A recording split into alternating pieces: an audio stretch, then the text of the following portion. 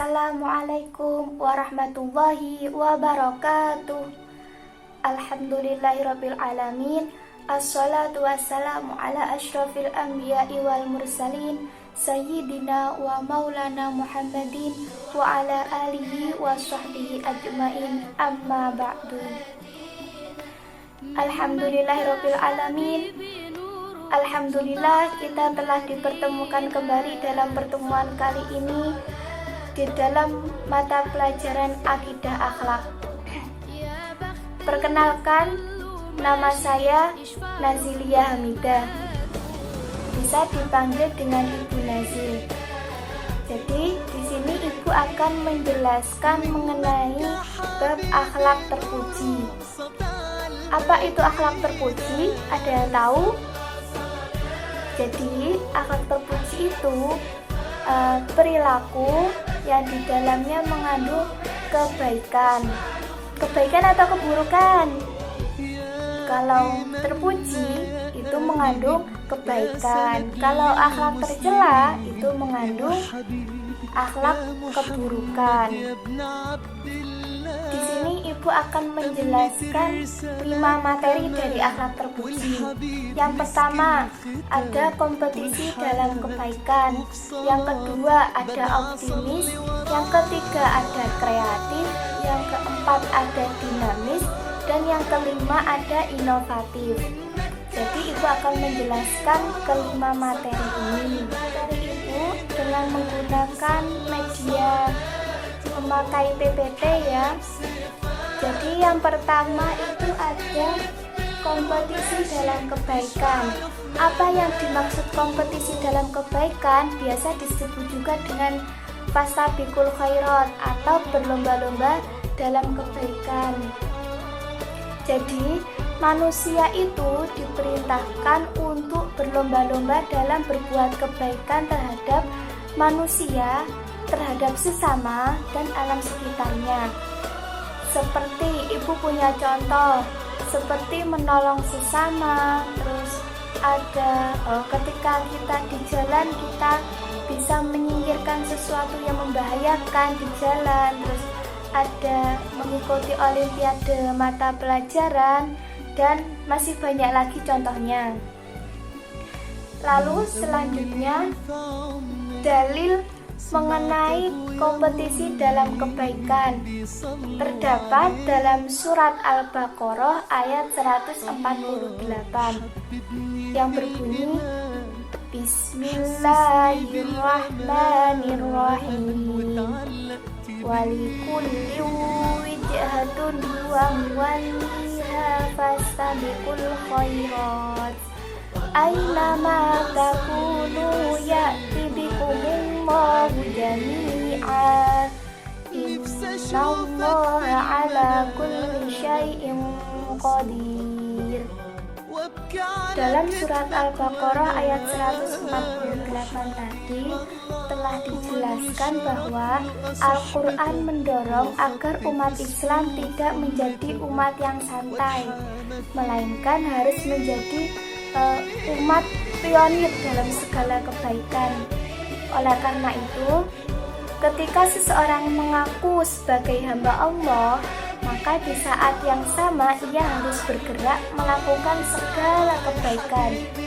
Islam memberi motivasi kepada pemeluknya untuk mengedepankan berbuat kebaikan dengan penuh antusias. Selanjutnya, Ibu akan menjelaskan mengenai hikmah perilaku kompetisi dalam kebaikan, yaitu yang pertama ada melakukan kebaikan yang telah ditentukan.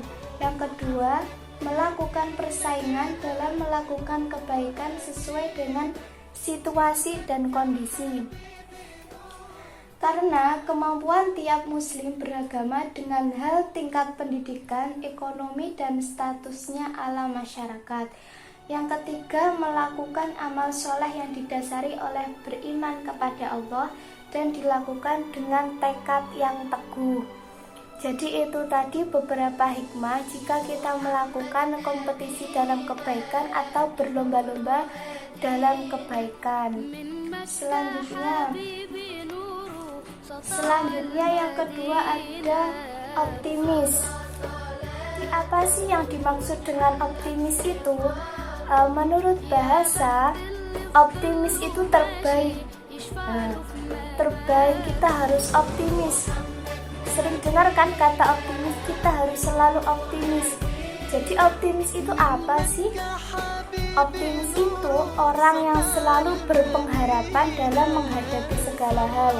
Jadi optimis itu perasaan yakin terhadap sesuatu yang baik yang kelak akan terjadi, yang memberi harapan positif serta menjadi pendorong untuk berusaha ke arah kemajuan atau kejayaan.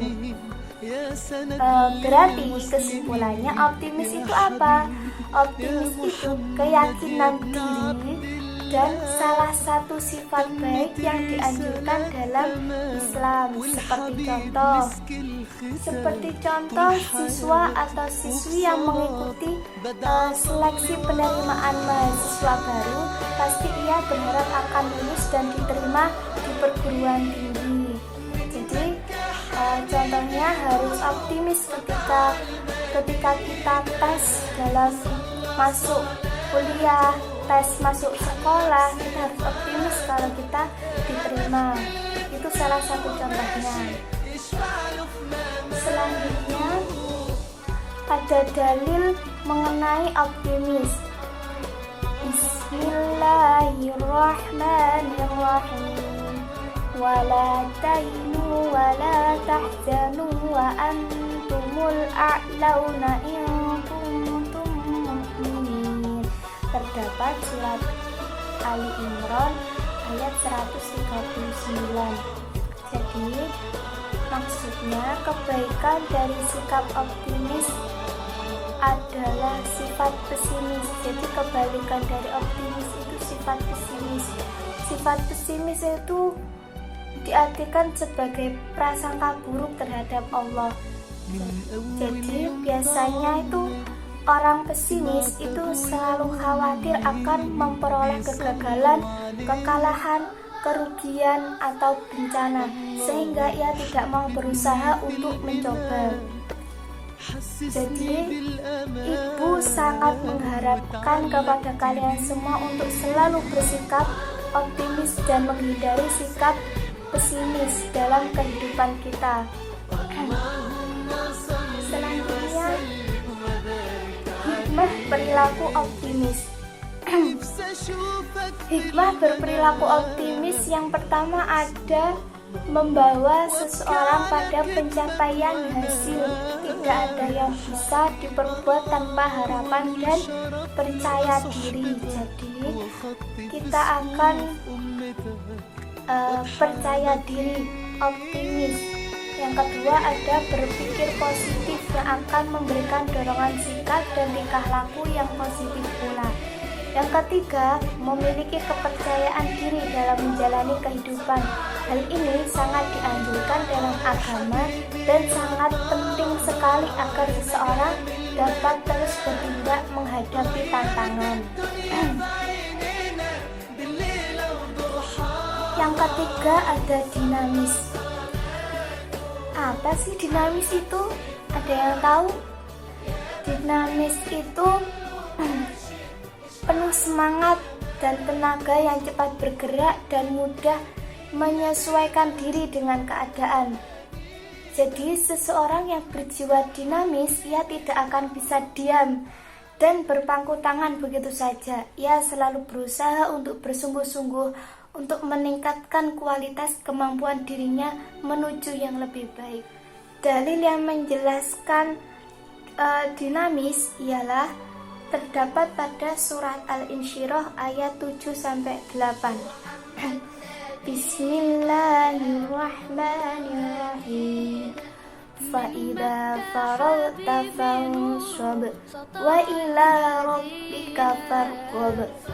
Yang artinya, maka apabila kamu telah selesai dari sesuatu urusan, kerjakanlah dengan sungguh-sungguh urusan yang lain, dan hanya kepada Tuhanmu lah hendaknya kamu berharap. Jadi kita tetap harus berharap kepada Allah Subhanahu wa Ta'ala. Selanjutnya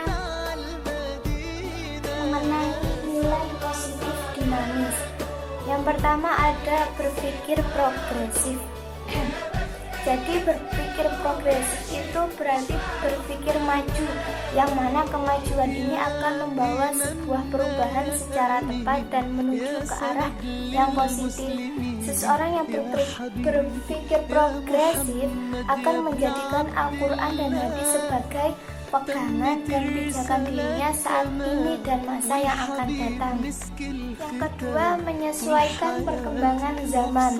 Jadi seseorang yang mempunyai sikap dinamis pasti ia akan memikirkan perkembangan zamannya, dan ia ikut serta dalam mewarnai perkembangan zaman, tetapi ia tidak tata krama ataupun sopan santunnya, seperti yang dijelaskan dalam hadis Antusina Islamil mar'i tarkuhu ma la ya'ni, yang artinya merupakan tanda baiknya Islam seseorang, ia meninggalkan sesuatu yang tidak berguna baginya. Jadi gunakan waktu sebaik mungkin, jika tidak berguna maka tinggalkanlah. Yang ketiga, berpikir futuristik. Futuristik itu apa sih? Futuristik itu berwawasan ke depan, terarah. Jadi seseorang yang memiliki jiwa semangat yang membara dan selalu bergairah untuk mengadakan perubahan untuk menuju arah yang lebih baik, dan pantang menyerah meskipun banyak kesulitan yang ia hadapi. Yang keempat ada bekerja dengan prinsip amal soleh. Jadi orang yang bersikap dinamis tidak pernah merasa lelah atau bosan dalam berbuat kebaikan, karena dalam perbuatan baik itu mengandung manfaat yang banyak, baik untuk dirinya maupun untuk orang lain. Yang terakhir ada teguh dalam menerima cobaan. Jadi setiap manusia yang ada di dunia ini pasti akan mendapatkan cobaan dan ujian hidup. Hal itu tidak bisa dihindari, karena yang menjadikan warna-warni hidup manusia dan sudah menjadi ketentuan dan ketetapan dari Allah, yaitu kesabaran manusia dalam menerima ujian dan cobaan dapat menjadi tanda kebenaran dan keimanan seseorang kepada Allah. Selanjutnya, hikmah perilaku dinamis.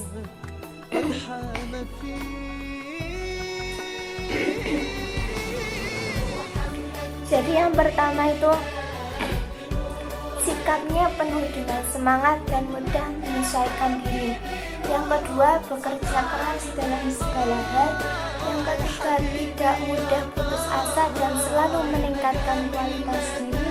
Dan yang terakhir, mempunyai ide-ide yang kreatif.